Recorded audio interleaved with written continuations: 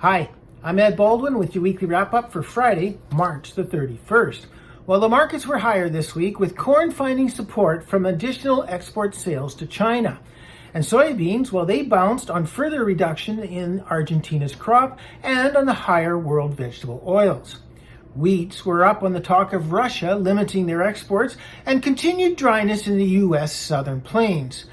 And canola, well, it was higher as the soybean complex moved up, while oats did slip lower on profit taking. The USDA prospective planting report today estimated that corn acres will increase by 3.4 million acres over last year, and soybean acres will remain basically unchanged from last year. The May canola contract this week, well, it gained $24.50 a ton, closing out at $767.90. The short covering continued to propel canola higher this week, with support from the higher crude oil, palm oil, soybean oil, and higher EU rapeseed. The soybean market, the May contract this week, well, it gained 78 cents a bushel and closed out just over the $15 mark again at $15.06.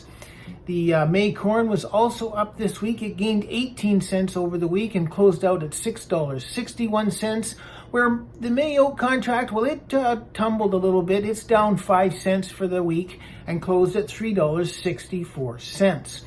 The May Minneapolis spring wheat contract, well, it was up as well. It gained 38 cents on the week and closed at $8.96, just under that $9 mark.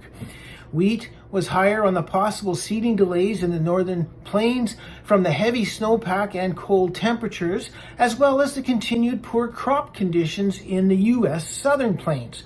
And today's USDA report put spring wheat acres at 10.6 million acres. This is down from last year's acres of 10.8 million, and it did give spring wheat a boost higher today. Our Canadian dollar this week, well, it was up. It gained 108 basis points, closing at 73.95, and helping it gain its strength was crude oil. It was up $6.39 a barrel this week and closed out at 75.65.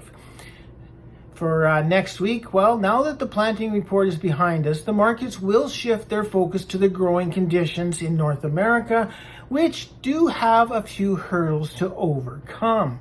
For canola, well, we'll look for prices to trade in that $750 to $780 range as the market waits for the spring wheat seeding to begin on the Canadian prairies. And for spring wheat, well, we'll look for prices to creep higher as the market assesses today's USDA reports and the delayed seeding in the spring wheat regions, as well as the potential for abandonment acres in the winter wheat acres in the drought-stricken regions of the U.S. southern plains. I'm Ed Baldwin with your weekly wrap-up for Friday, March the 31st.